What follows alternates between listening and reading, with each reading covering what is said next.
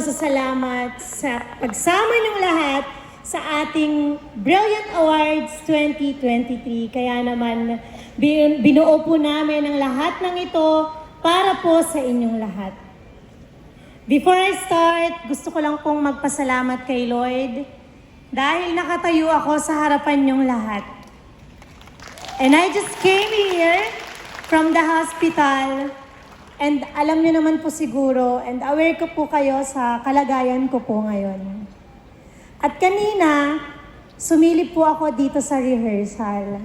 Tumatak po talaga sa isip ko nung may nagsabi po sa akin na, Miss Glenda, magpalakas ka. Dahil sa'yo kami humuhugot ng lakas ng loob. Mixed emotions yung reaction ko. Iniisip ko na paano ko kayo aalagaan kung yung sarili ko nga po hindi ko talaga maalagaan. Pero dahil po sa pagmamahal nyo, nandito po ako ngayon. And marami pong nangyari sa taong ito para sa ating lahat. Sinubok ang tatag, hindi lang po ako, kundi ang tatag ng buong Brilliant family, kasama na po kayong lahat doon. Nagsimula po ang taong 2023 na puno po ng tanong, pangamba, lungkot, at pagkabahala. January 3, 2023 to be exact. Alam ko na maraming makaka-relate po sa akin na online sellers, not to mention the whole details, pero doon ko po na-realize na sa isang iglap, maaari pala talagang mawala ang lahat. And I learned to be more humble and grateful. Sabi nga ni Shed, mas pinapahalagahan ko na po talaga yung mga bagay ngayon na mas magaganda. Sa totoo lang, mas mabait na po si Miss Glenda ngayon. Yung tipong saktan man ng paulit-ulit, hindi po ako nakakaisip na gumante at gumawa ng sama. Hindi po ako nagbubuhat ng bangko. Gusto ko lang pong i-share ang lahat ng naging downfall ko at kung paano ko po ito kinaharap at kung gaano po ka-pure ang puso ko para sa inyong lahat.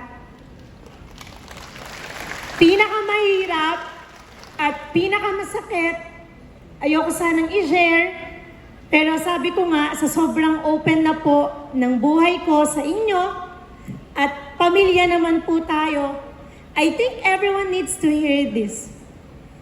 Pinakamasakit siguro yung time na I started letting go of people na minahal ko po talaga ng sobra. Yung proseso ng pagtanggap, hindi talaga naging madali. Tumak, I will still forever be thankful sa lahat ng mga ginawa mo para sa akin. Sa pag-aalaga at pagmamahal, lalo na po sa mga anak namin, maraming salamat sa lahat ng contribution na binigay mo para kay Brilliant Skin. Kasi naniniwala ako na hindi ako nakatayo sa harapan nyo kung hindi din dahil kay Ma. At teka lang, nagsisimula pa lang pala ako, so game. Nagsimula po ang taong 2023 sa pinakamakinang sa The Brilliant Concert 2023, pinadagundong at pinataya. Talagang pinatunayan natin na iba talaga ang Brilliant Skin. Bukod pa dyan, nilaunch natin ang TikTok Shop Live sa Malaysia na napakabongga. At ang inyong Miss Glenda ay naging first Filipina Ambassadress of TikTok Shop Philippines. O diba? Saan ka pa? At ngayong taon din, si Alden Richards ay nilaunch natin as the new face of Brilliant Skin. Dream come true po yun sa akin. Kasi bilang fan ng Aldab at saka syempre ni Alden, yung dating pinapanood ko lang po sa TV, hindi ko in-expect na magiging part po siya ng Brilliant Skin. At ang Brilliant Skin, nag-expand na kami globally sa Dubai, Malaysia, at soon magkakaroon na din tayo ng office po natin sa Singapore. Napakadaming ganap, di ba?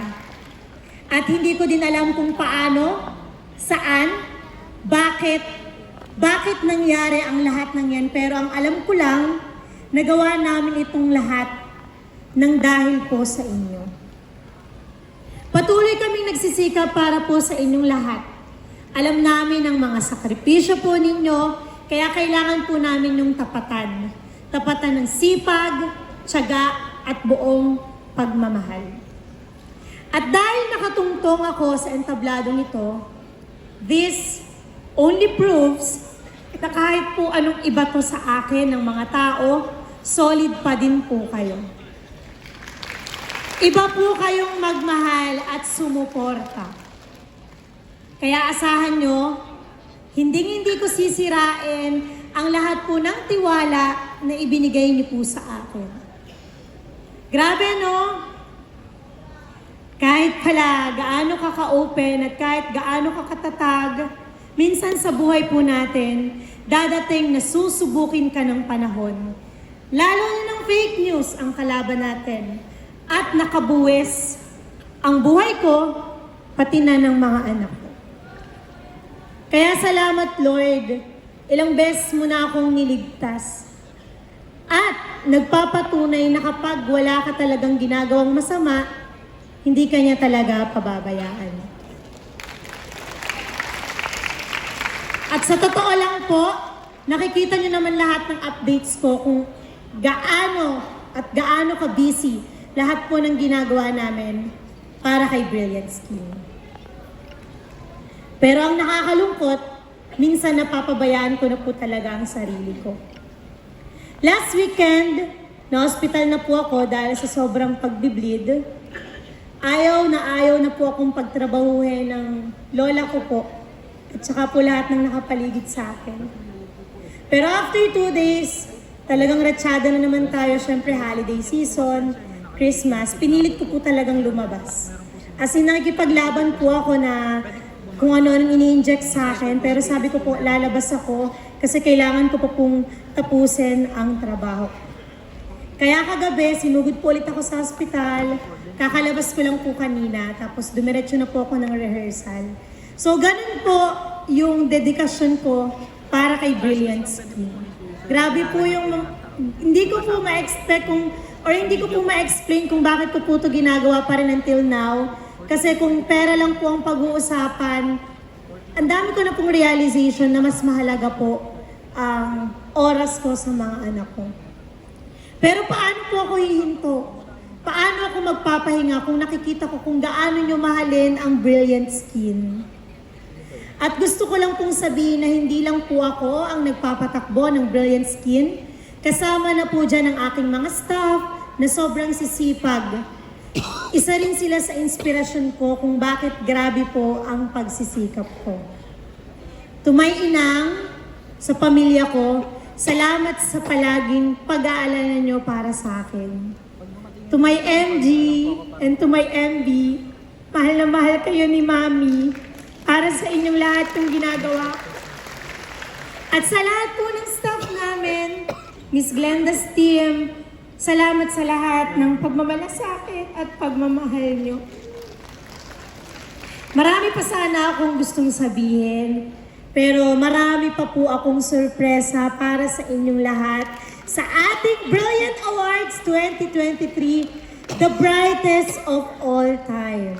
At bago ko po tapusin ang sasabihin ko, gusto ko lang pong humingi ng pasensya. As much as gusto ko pong magkaroon tayo lahat ng selfie, hindi ko po kayo lahat mapagbigyan kasi ang dami po natin. Kailangan na po nating mag-start ng event. Pero pag nakasalubong niyo po ako, pwede po tayong mag-picture. So mamaya po, meron po akong isang napaka-importanteng sasabihin. At abangan niyo po yun. Maraming salamat, Brilliant. Mahal na mahal ko po kayo. Mula po yan sa puso ko. Talagang sobrang thankful po ako sa inyong lahat. Salamat po.